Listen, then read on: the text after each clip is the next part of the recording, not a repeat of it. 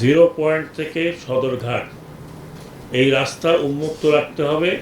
যত্রতত্র বাস, 3টা বাস একসাথে দাঁড়িয়ে বন্ধ করতে পারবে না। পারলে আমি রিকোয়েস্ট করেছি পুলিশকে যে ওনারা তিন জায়গায় ওনাদের ক্রেন নিয়ে দাঁড়িয়ে থাকবেন, দরকার হলে বাস ক্রেন শুধু উঠিয়ে নিয়ে যাবেন, hacker crane what ever it is. আমি বাস মালিক সমিতির এখানে লোকজন আছেন, তাদেরকে রিকোয়েস্ট করব যে রেকার দিয়ে, হ্যাঁ, আর আপনারা এক একটা বলেন না, আমি ওইটা চালু একটা দুইটা বাস নিয়ে গেলে আমার মনে হয় আমাদের দেশের খুব ক্ষতি হবে বলে মনে হয়।